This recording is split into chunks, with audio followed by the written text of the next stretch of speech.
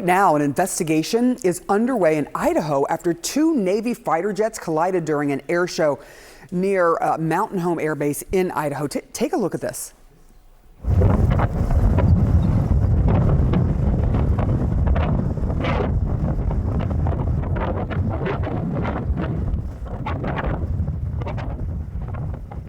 My goodness. Officials say, as you saw there, all four crew members from both jets ejected safely using a parachute and are being evaluated by medical personnel. We're waiting to hear from the crew members about what exactly happened there. CNN aviation correspondent Pete Muntean is following the story for us.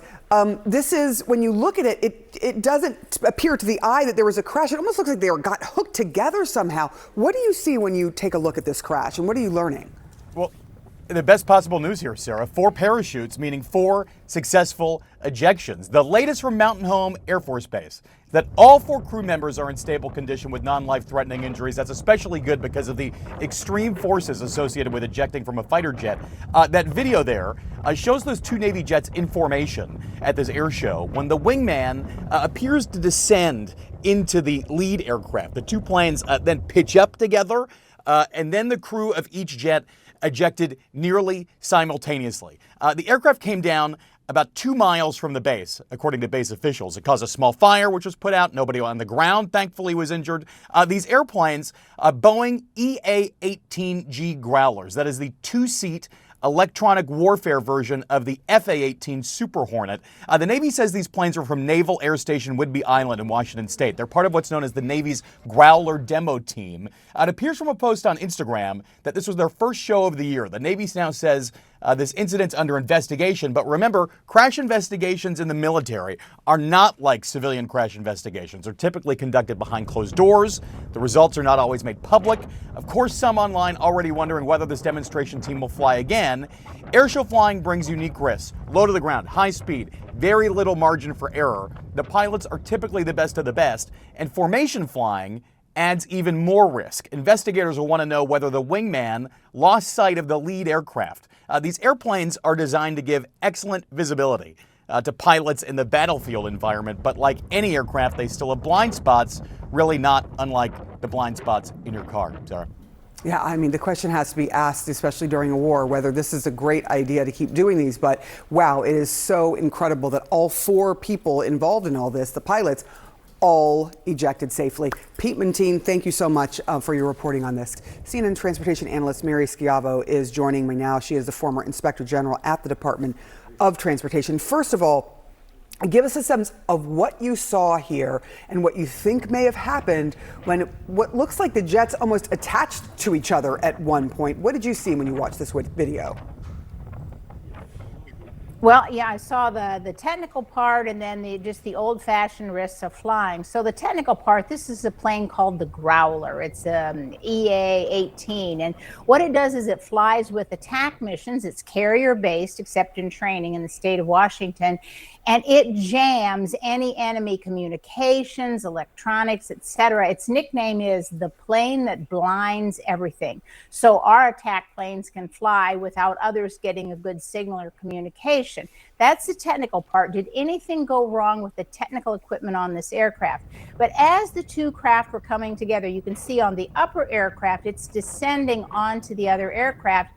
Every aircraft has blind spots.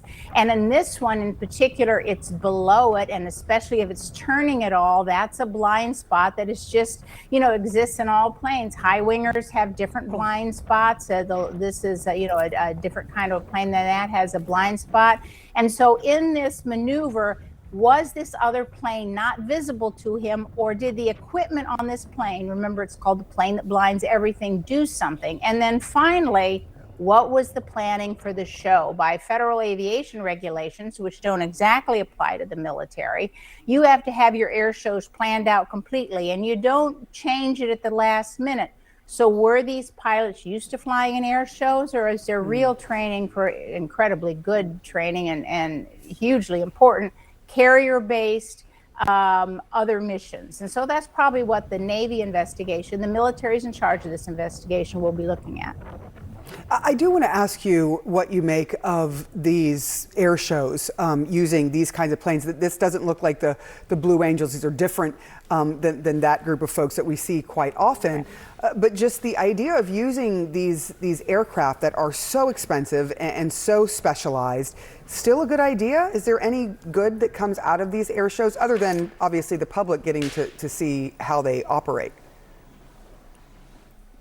Well, many, many years ago, decades ago, I actually worked at air shows. And the thing is that the Blue Angels and the Thunderbirds and the Canadians have a team called the Snowbirds. And all summer, these planes, these demonstration groups were flying all over North America doing these demonstrations. And the military says it was a great recruiting tool. It shows the abilities of the flying forces of the United States. Of course, if Canada often performs with them.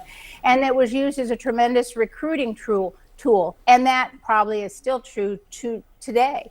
But what's important to note is the Blue Angels and the Thunderbirds and other teams like them literally live this every day. They practice every day. This is their job. Their job is performing at air shows, not landing on carriers and blocking out enemy aircraft communications. And so when you're an air show performer, by the way, the Blue Angels and the Thunderbirds practice at each venue literally a day or two before. They run through the show many times, and they have to have constant communications with the show director. And so it's different when you're just doing it occasionally as very important pilots, but not your everyday job.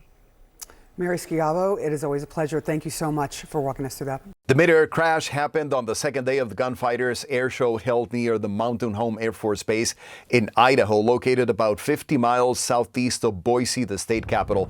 A video of the crash obtained and geolocated by CNN shows the two jet fighters colliding, and after a few harrowing moments, the 4 crew members on board ejecting, followed by the 2 airplanes crashing on the ground away from the public.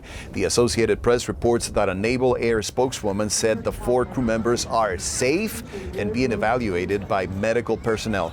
In a statement, the Mountain Home Air Force Base gunfighters said the following: an aircraft incident has occurred at Mountain Home Air Force Base during the Gunfighter Skies Air Show 2 miles northwest of the base. Emergency responders are on the scene. An investigation is underway and more details will be released as they become available. In a statement published last month, Mountain Home Air Force Base announced the Gunfighter Skies Air Show was scheduled to be held on Saturday and Sunday, May 16 and 17, calling it a free event open to the public featuring the U.S. Air Force Thunderbirds. Mountain Home Air Force Base announced on its Facebook page that it went on lockdown after the crash, and the Mountain Home Police said the remainder of the air show was canceled. The base was the site of a Thunderbirds F-16 air show crash in 2003, according to the U.S. Marine Corps. Then in 2018, a hang glider pilot was killed during the same show, according to local station KTBB. Rafael Romo, CNN, Atlanta.